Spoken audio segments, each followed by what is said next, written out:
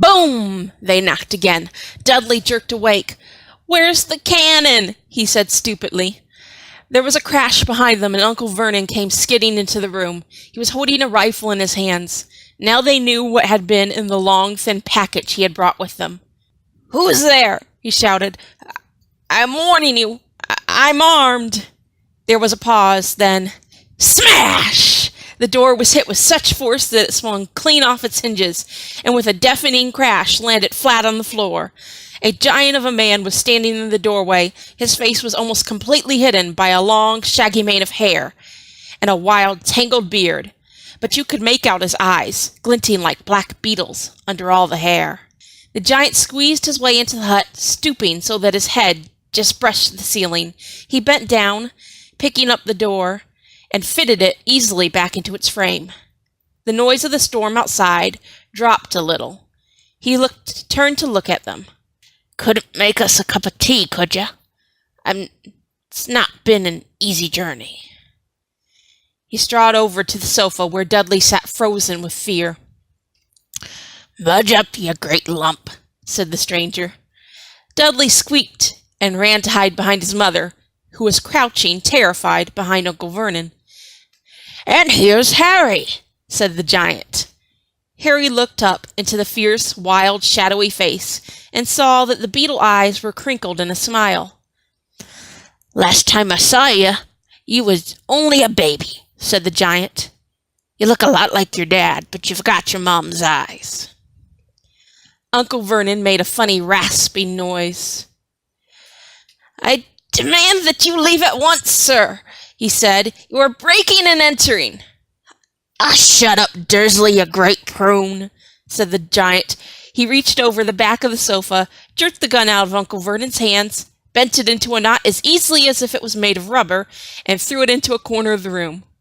Uncle Vernon made another funny noise, like a mouse being trodden on. "Anyway, Harry," said the giant, turning his back on the Dursleys, "a very happy birthday to you. Got something for you here.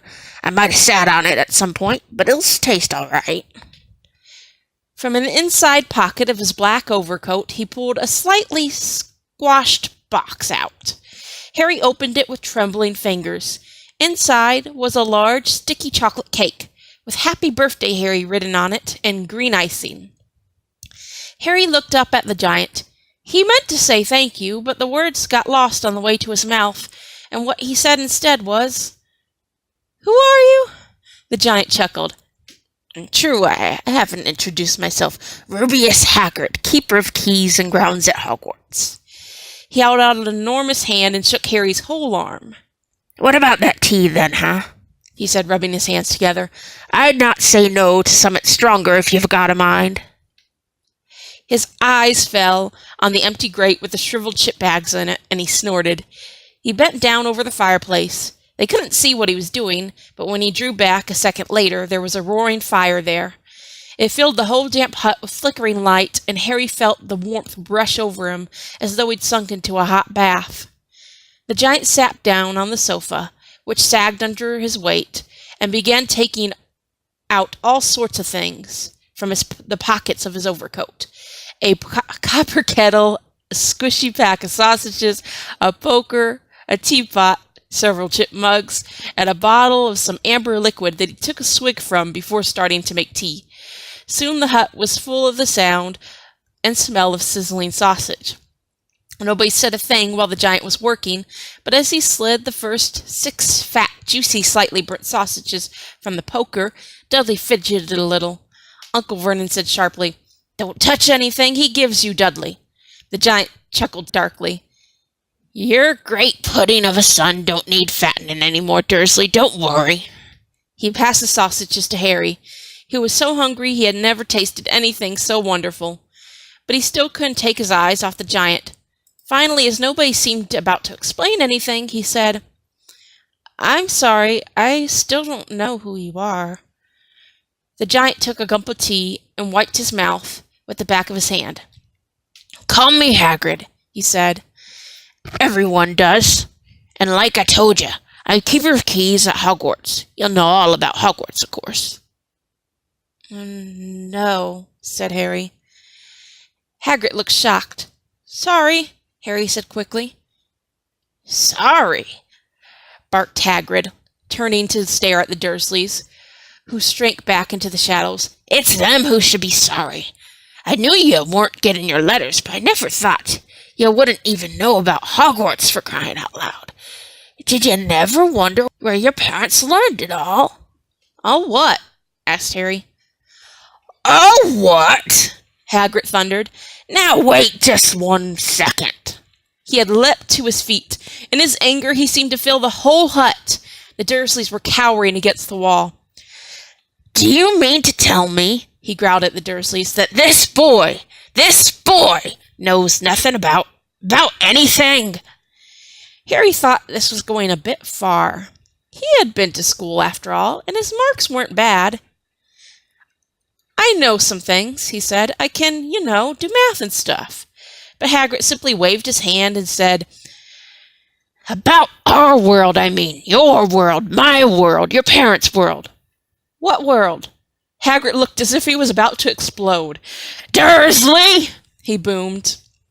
Uncle Vernon, who had gone very pale, whispered something that sounded like Mimblewimble. Hagrid stared wildly at Harry. "But you must know about your mom and dad," he said.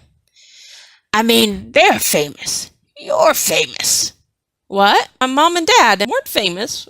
Were they?" You don't know. Hagrid ran his fingers through his hair, fixing Harry with a bewildered stare. "You don't know what you are," he said finally. Uncle Vernon suddenly found his voice. "Stop!" he demanded. "Stop right there, sir. I forbid you to tell the boy anything."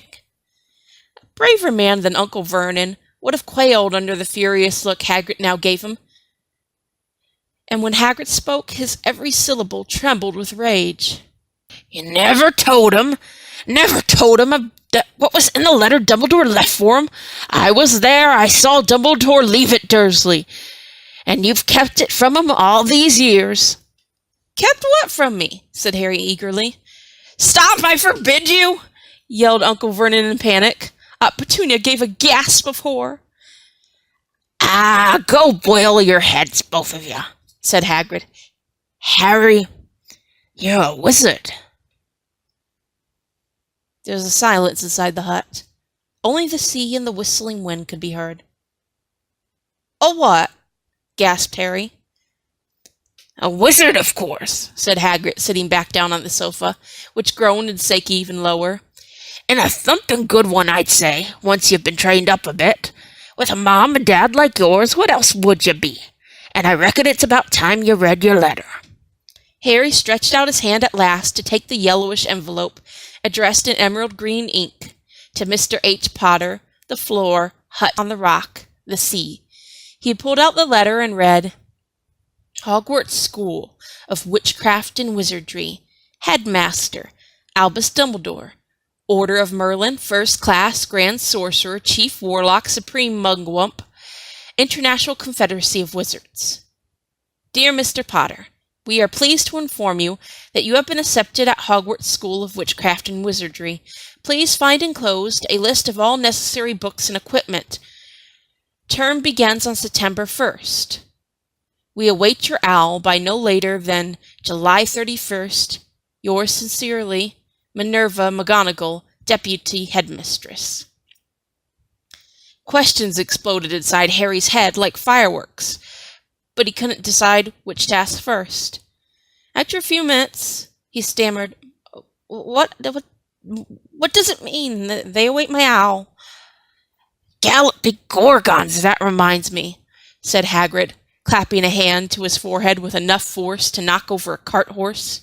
And from yet another pocket inside his overcoat he pulled an owl, a real, live, rather ruffled-looking owl, a long quill, and a roll of parchment. With the tip of his tongue between his teeth, he scribbled a note that Harry could read upside down. "Dear Professor Dumbledore, given Harry his letter, taking him to buy his things tomorrow. Weather's horrible. Hope you're well. Hagrid." Hagrid rolled up the note, gave it to the owl, which clamped it in its beak, went to the door and threw the owl out into the storm. Then he came back and sat down as though this was as normal as talking on the telephone. Harry realized his mouth was open and closed it quickly.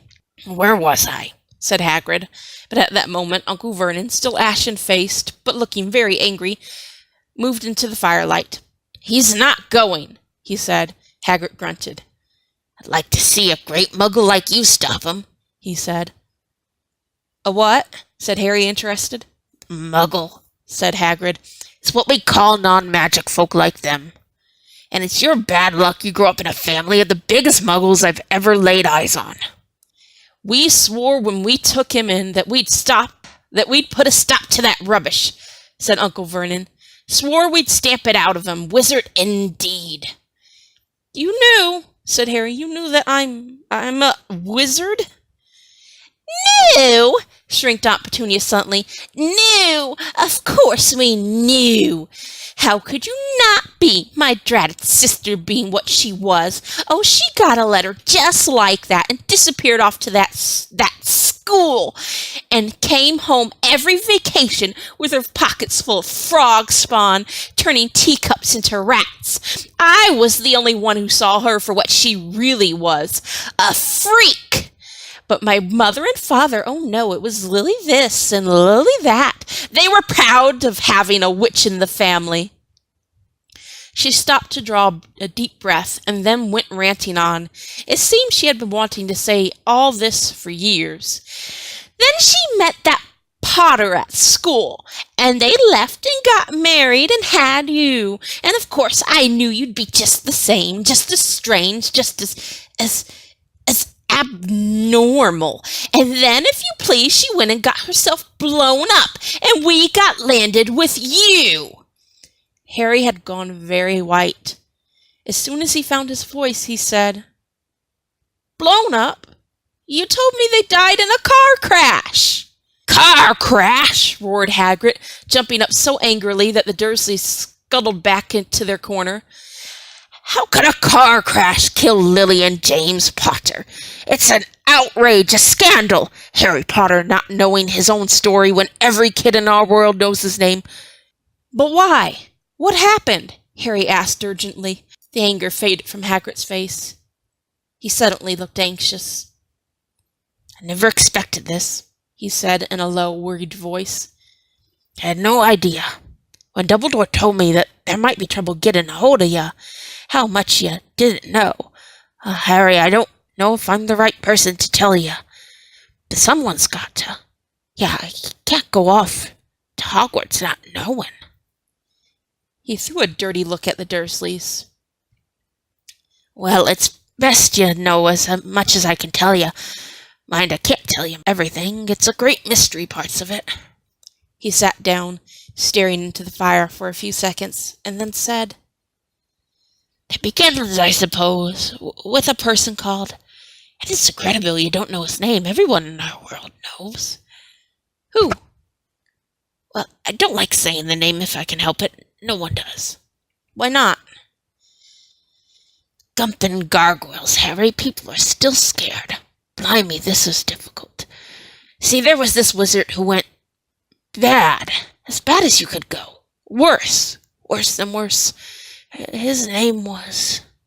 Hagrid gumped, but no words came out. "Could you write it down?" Harry suggested. Nah, I can't spell it. All right. Voldemort." Hagrid shuddered. "Don't make me say it again. Anyways, this wizard, about 20 years ago now, he started looking for followers. Got 'em, too. Some were afraid. Some just wanted a bit of his power. 'Cause he was getting himself power, all right. Dark days, Harry. Didn't know who to trust. Didn't dare get friendly with strange wizards or witches. Terrible things happened. He was taken over. Of course, some stood up to him. And he killed them. Horribly. One of the only safe places left was Hogwarts. Reckon Dumbledore's the only one you know who was afraid of. Didn't dare try taking the school, not just then anyway. Now your mom and dad were as good a witch and wizard as I ever knew. Head boy and girl at Hogwarts in their day. Suppose the mystery is why you know who never tried to get them on his side before. probably knew they were too close to Dumbledore to want anything to do with the dark side. Maybe he thought he could persuade them. Maybe he just wanted them out of the way. All everyone knows is he turned up in the village where you all was living on Halloween 10 years ago. You were just a year old. He came to your house and Hagrid suddenly pulled out a very dirty spotted handkerchief and blew his nose with the sound of like a foghorn. Sorry, he said, but it's that sad. I knew your mom and dad and nicer people you couldn't find anywhere. Anyway, you know who killed him. And this is the real mystery of the thing. He tried to kill you too. Wanted to make a clean job of it, I suppose. Or maybe he just liked killing by then. But he couldn't do it. Ever wondered how you got that mark on your forehead? That was no ordinary cut. That's what you get when a powerful, evil curse touches you. Took care of your mom and dad and even your house. But it didn't work on you. And that's why you're famous, Harry. No one ever lived after he decided to kill him. No one except you. And he killed some of the best witches and wizards of the age. The McKinnons, the Bones, the Pewits. And you was only a baby. And you lived. Something very painful was going on in Harry's mind as Hagrid's story came to a close. He saw again the blinding flash of green light, more clearly than he'd ever remembered it before, and he remembered something else for the first time in his life. A high, cold, cruel laugh. Hagrid was watching him sadly. Took you from the ruined house myself, on Dumbledore's orders. Brought you to this lot. "Ode of old Tosh," said Uncle Vernon. Harry jumped. He had almost forgotten that the Dursleys were there. Uncle Vernon certainly seemed to have gotten back his courage. He was glaring at Hagrid, and his fists were clenched. "You listen here, boy," he snarled. "I accept there's something strange about you. Probably nothing a good beating wouldn't have cured. And as far as for all this about your parents, well, they were weirdos, no denying it. And the world's better off without them, in my opinion. Asked for all they got, getting mixed up with these wizarding types. Just what I expected. Always knew they'd come to a sticky end." But at this moment Hagrid leapt from the sofa and drew a battered pink umbrella from inside his coat. Pointing this at Uncle Vernon like a sword, he said, "I'm warning you, Dursley, I'm warning you. One more word." In danger of being speared on the end of an umbrella by a bearded giant, Uncle Vernon's courage failed again. He flattened himself against the wall and fell silent. "That's better," said Hagrid, breathing heavily and sitting back down on the sofa, which this time sagged right down to the floor. Harry, meanwhile, still had questions to ask, hundreds of them. "What happened to sorry, I mean you know who?" "Good question, Harry. Disappeared. Vanished. Same night he tried to kill you. Makes you even more famous. That's the big mystery, see? He was getting more and more powerful. Why'd he go? Some say he died. Cause wallop, in my opinion. Don't know if he had enough human left in him to die.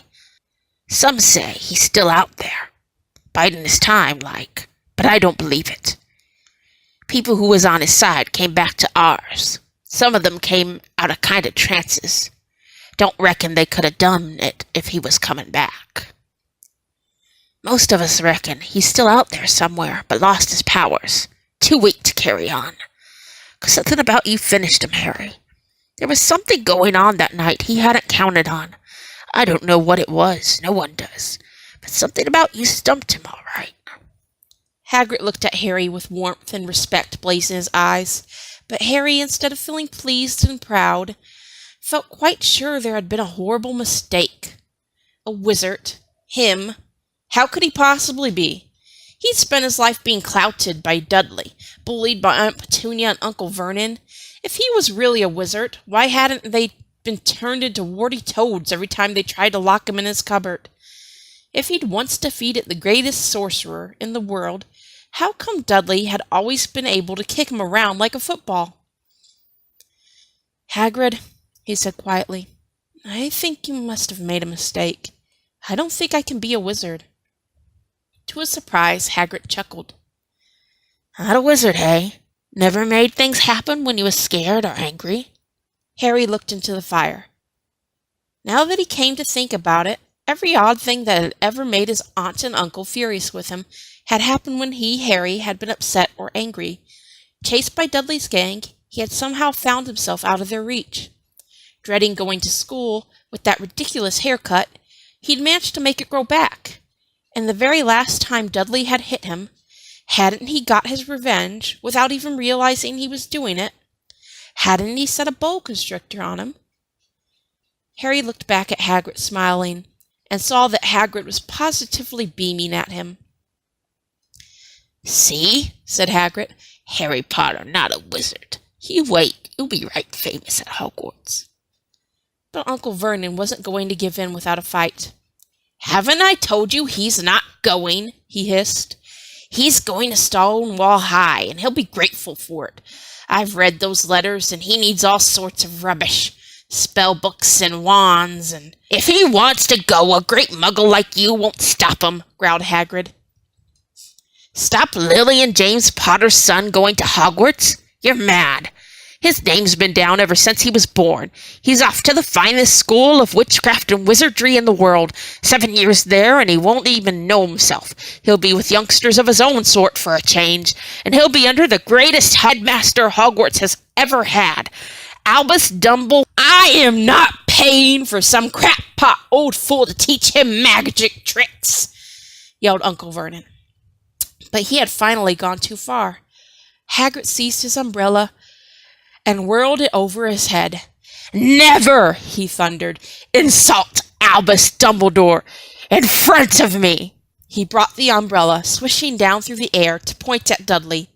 There was a flash of violet light, a sound like a firecracker, and a sharp squeal, and the next second Dudley was dancing on the spot with his hands clasped over his fat bottom, howling in pain. When he turned his back on them, Harry saw a curly pig's tail poking through a hole in his trousers. Uncle Vernon roared. Pulling Aunt Petunia and Dudley into the other room, he cast one last terrified look at Hagrid and slammed the door behind him. Hagrid looked down at his umbrella and stroked his beard. "Shouldn't have lost me temper," he said ruefully. "But it didn't work anyway. Meant to turn him into a pig, but I suppose he was so much like a pig already that there wasn't much left to do." He cast a sideways look at Harry under his bushy eyebrows. "Be grateful if you didn't mention that to anyone at Hogwarts," he said.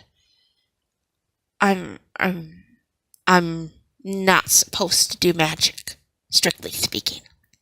I was allowed to do a bit to follow you and get your letters to you and stuff. One of the reasons I was so keen to take on the job." "Why aren't you supposed to do magic?" asked Harry. "Oh, well, I was at Hogwarts myself, but I got expelled, to tell you the truth. In me 3rd year, they snapped me wand in half and everything. But Dumbledore let me stay on as gamekeeper. Great man, Dumbledore." "Why were you expelled?"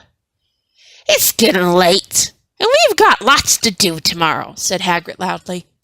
"Gotta get up to town and get your books and all that." He took off his thick black coat and threw it to Harry. "You can keep under that," he said. "Don't mind if it wiggles a bit. I think I still got a couple of dormice in one of the pockets."